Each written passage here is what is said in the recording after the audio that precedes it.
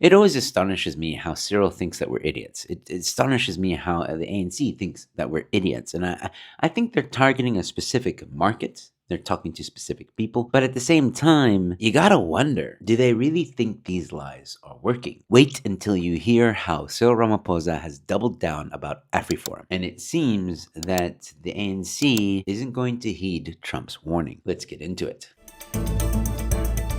Listen properly. When you get into a taxi, you sit down before you get in. Did I hear that correctly?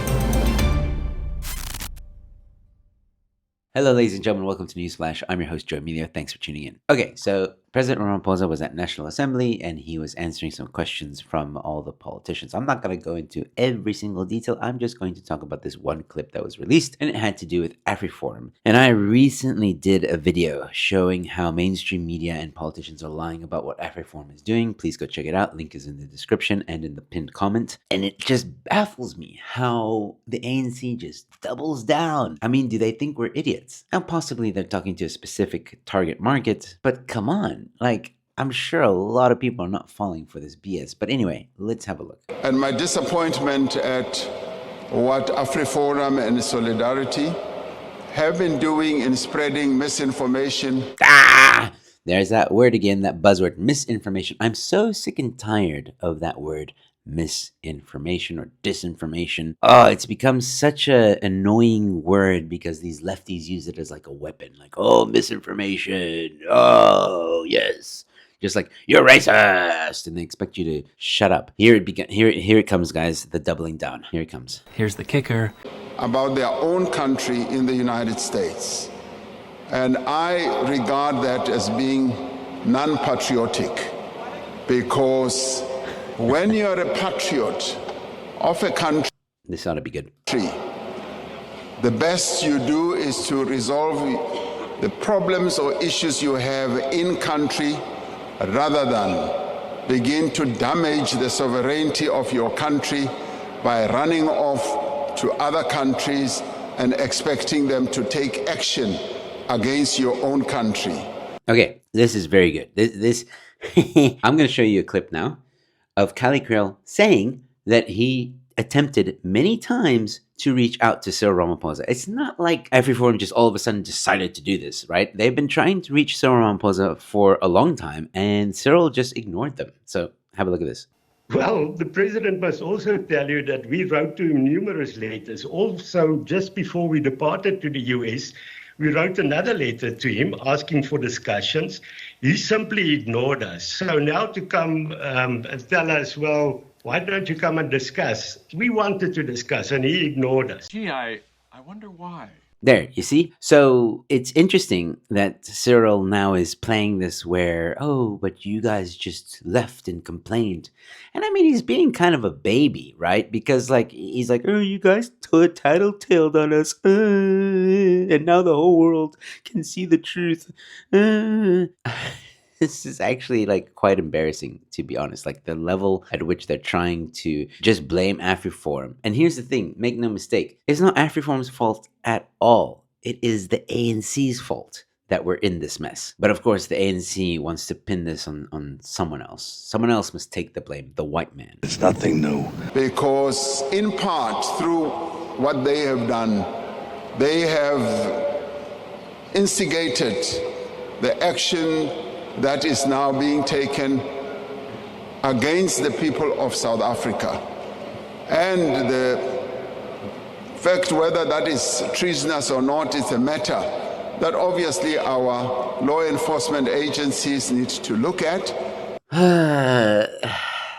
It's not treasonous. The lawyers have come out and said that the ANC's got nothing here. And again, it's not AfriForum's fault for the mess that this is causing between the US. AfriForum didn't sign or go and take Israel to the International Court of Justice, right? AfriForum didn't sign the Expropriation Act. AfriForum didn't sign the BELA Act or the NHI Act. AfriForum didn't institute 142 race laws since the end of apartheid. AfriForum has not done anything to this country to make it in a worse situation. The ANC has been in government for over 30 years, and the poverty gap has gotten greater. The unemployment rate has gotten worse. AfriForum has nothing to do with that. As a matter of fact, AfriForum has been trying to fight against the policies that the ANC themselves have instituted that have gotten us in this mess.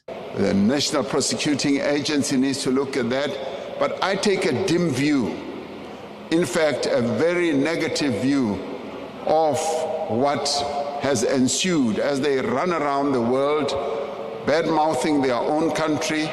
They're not bad-mouthing their country. They're bad-mouthing you. They're bad-mouthing the ANC. And you know what? A lot of other South Africans are doing the same, including me. So maybe you should arrest me for treason. I don't know. It's not, though. I'm well within my rights, and so is AfriForum. And putting their country into disrepute, not by things that are happening, but by misinformation. And that also leads to dividing our own nation, because what they are seeking to do is to spread racist statements about. So in one clip, he's used misinformation, disinformation, they're one are the same really, and racist, the word racist. Where's apartheid? Come on. Do we have apartheid? Their own country, when we are involved in building a nation out of the throes of a very divided situation that we suffered under.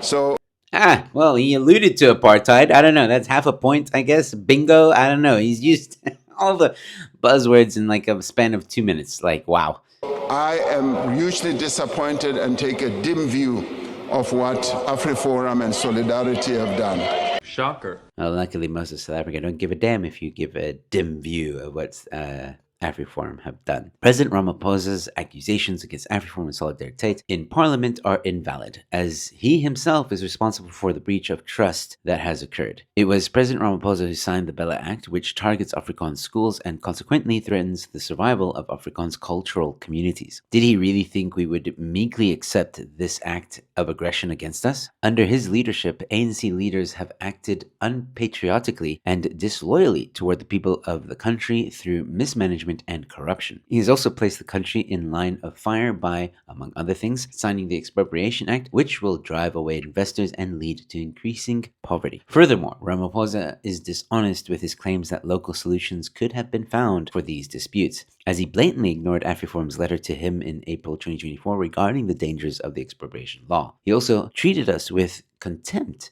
by disregarding the BELA agreement made at NEDLAC with Solidarity and falsely pretending that he had never given a mandate for negotiations. Yeah, so there you go.